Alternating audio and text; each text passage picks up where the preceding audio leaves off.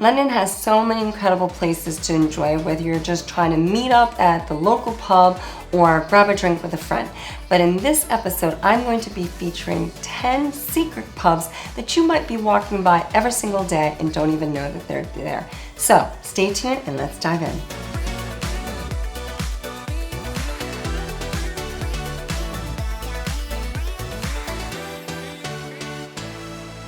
Hi everyone, thanks for checking out another episode of my YouTube channel where we feature London lifestyle as well as properties and living in this incredible city.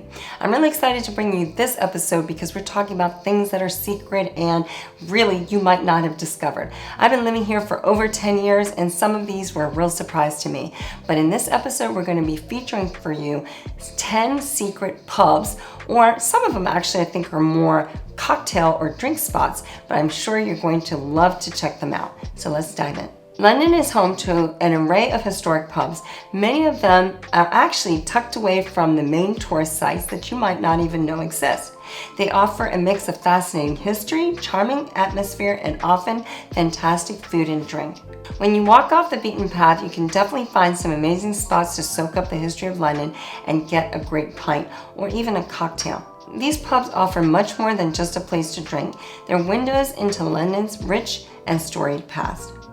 Whether it's the hidden alleyways of Holborn or the riverside calm of Rotherhithe, each pub featured today provides a unique experience of blending history, charm, and hospitality. Exploring these will give you an authentic feel of London's historic pub culture. First up, we're going to feature the Seven Stars, located on Carey Street in Holborn. They offer classic British pub food that varies every day depending on availability, freshness, and Roxy's pleasure. The Seven Stars proprietor is Roxy Beaujolais, a sometime publican in Soho, pub food cookbook author, and presenter of BBC's Full On Food. With a varied past, in 2001 she made the move to run her own joint where she and her architect husband Nathan Silver found the shabby, inexpertly managed, often closed the Seven Stars pub, and the rest is history. Established back in 1602, this pub survived the Great Fire of London and still retains its 17th century charm. It's one of London's oldest public houses. The Seven Stars at 53 Carey Street and the building next door, the Thomas More House, contain the pub's west wing, the Wig Box, and are all Grade 2 listed.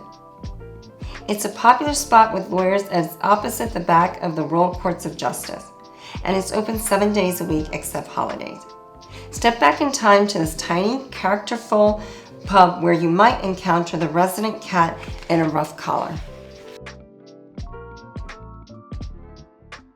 At number 2, let's feature Ye Olde Mitre. It's located on Ely Place in Holborn. Dating back to 1546, this pub was originally built for the servants of the Bishop of Ely. Tucked away in a tiny alley, it's really hard to find, making it a true hidden gem. It's wedged between two jewelry shops, one the Smith & Green Jewelers, the other is the Shiny Diamonds Jewelers. This pub has historical importance and is a secret location given its special charm.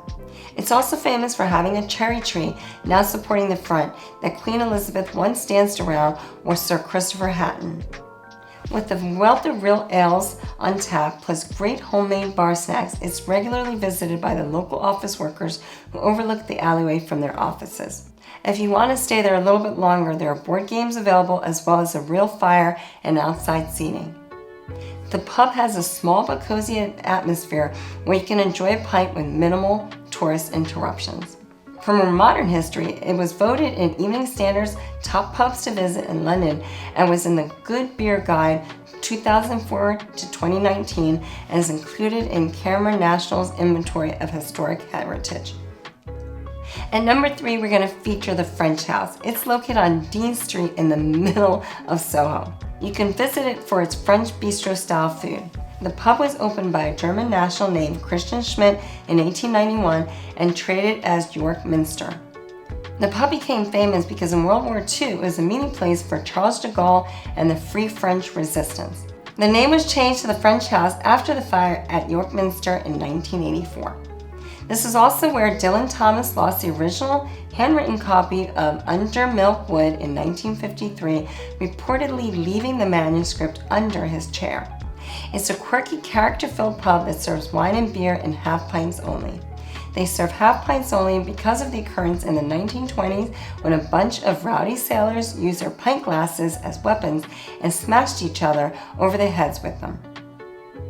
It's a true Soho icon, famous for its bohemian clientele, including writers, poets, and artists. In recent years, landlady Leslie Lewis has encouraged Soho photographers to exhibit in the pub with regular contributors from John Claridge, William Corbett, Carla Burrell, and Peter Clark. With its old world feel and French twist, it's truly a unique London experience. And number 4, we're going to feature the Lamb and Flag. This pub is located on Rose Street in Covent Garden. The very first mention of a pub in its site is in 1772 when it's known as the Cooper's Arms. The name changed to Lamb and Flag in 1833.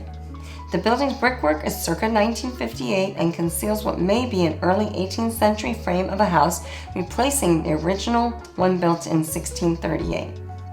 Situated in what was a violent era of Covent Garden, the pub's upstairs room once hosted bare-knuckle prize fights, donning it the nickname the Bucket of Blood in the 19th century due to its history of bare-knuckle fighting.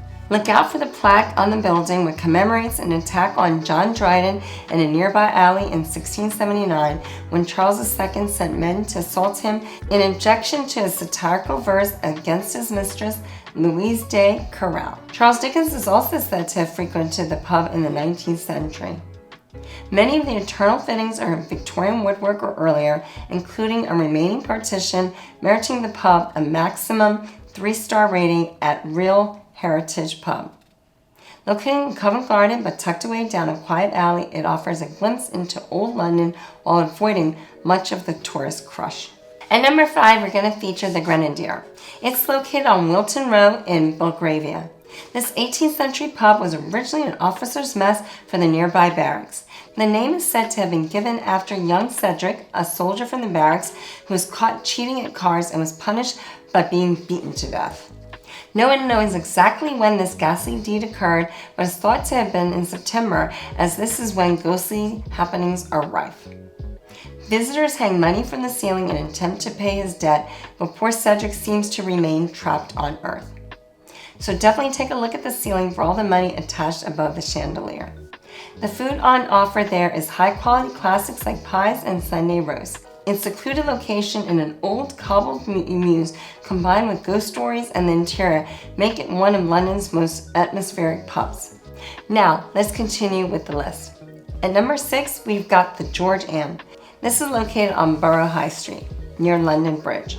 This is one of London's last remaining galleried coaching inns dating back to the 17th century. It's owned by the National Trust and is full of historic details, including original beams. The inn's literary significance is also noteworthy, as Charles Dickens frequented the George and even mentioned it in his novel, Little Dorrit. The pub has also welcomed many famous visitors over the years, including Winston Churchill, Beyonce, and Madonna, making it not only a historic landmark, but also a modern-day celebrity spot. This architectural style, with balconies that overlook a central courtyard, allowed travelers to witness arriving coaches and provided communal spaces for relaxation.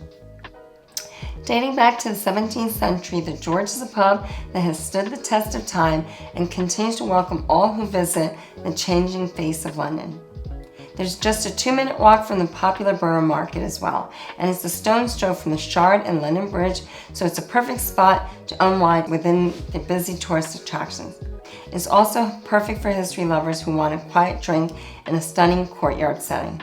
Now let's feature the Spaniard's Inn, which is on Spaniards Road all the way up in Hampstead. Built in 1585 by 2 Spanish brothers, it was originally built as a toll gate on the Finchley boundary. This character-filled inn was named after the Spanish ambassador to James I of England.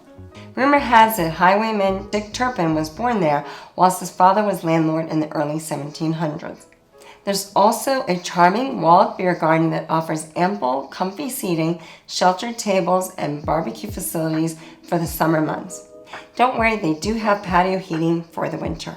This location also has hit literary connections, being mentioned in works by Dickens and Bram Stoker. Situated near Hampstead Heath, this pub offers beautiful views and real countryside feel while still being in London. The pub is a Grade 2 listed building that has been lovingly preserved, combining traditional wood paneling and period features with gentle contemporary touches.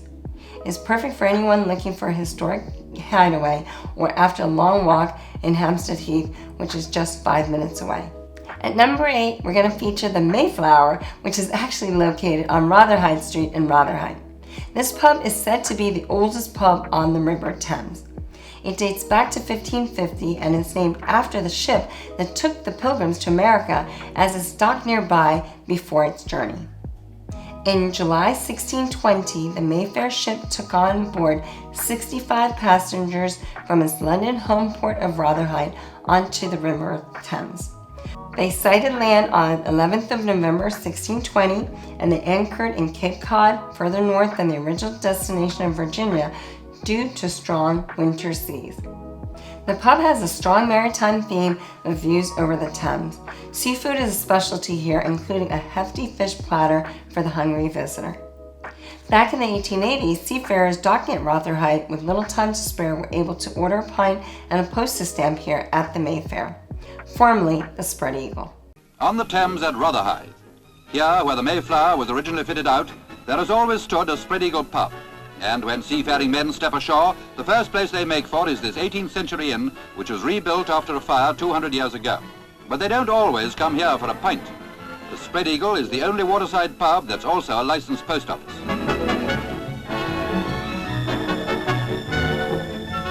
As a super cool side note, they are still the only pub licensed to sell US and UK postage stamps. Just ask at the bar. If you have a family connection to the original Pilgrim Fathers from the Mayfair 1620 voyage, you're invited to share your details and sign their Mayfair Descendants book. Its riverside location and rich history make it a great place to enjoy a pint with a view. The pub's low ceilings and wood beams evoke a feeling of truly stepping back into time. At number 9, we're going to feature the Prospect of Whitby. Its location is on Wapping Wall in Wapping. Dating back from around the 1520s, this is London's oldest riverside tavern. The tavern was actually formerly known as the Publican and later as the Devil's Tavern on account of its dubious reputation. It was once a notorious spot for smugglers and pirates. The noose hanging outside is a reminder of the pub's darker history with Execution Dock.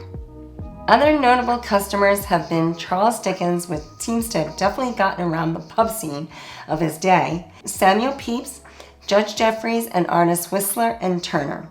And if you're a lover of Only Fools and Horses, the pub was featured in an episode where Uncle Albert goes missing and Del Boy and Rodney travel around London looking for him. You'll spot Nicholas Lyndhurst walking out of the pub.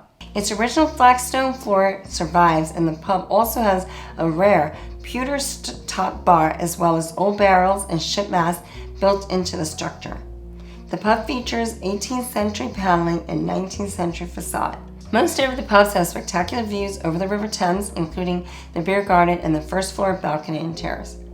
The mix of old maritime charm and surrounding Wapping area's tranquility adds to its hidden allure. And finally, at number 10, we're going to feature the Cross Keys. This location is on Endell Street in Covent Garden. Hidden away on a quiet Covent Garden street, it's been serving since the 1840s. It's known for its cozy, eccentric interior filled with old prints, paintings, and other curiosities. You'll also spot the very traditional copper and brass interiors with a bar footrest. You'll notice this pub from the street thanks to its heavily decorated exteriors with beautiful plants and flowers. The eclectic decor and beautiful location make it a true sanctuary from Covent Garden's hustle and bustle. You can sit and soak up the old world charm while enjoying their extensive drinks list. Well, I hope you've enjoyed this episode. I truly have. I've learned so much and continue to learn every day more about London's incredible culture. These pubs are a perfect way for you to enjoy a bit of history while enjoying a modern day drink. I hope you've enjoyed this episode. If you have, please hit that like button. And if it's your first time on my channel, consider subscribing because we put out weekly videos about the London property market, but living in this incredible city and discovering more and more of its culture. If you want to know more about buying in London, thinking about relocating here, please drop me a line. I can be always reached on WhatsApp at +44 770 318 3750. See you on the next video. If you've enjoyed this video, make sure to hit the like button, and if it's your first time on my channel, don't forget to subscribe to make sure you don't miss a single episode as we put out weekly videos about the London property market and living in this incredible city.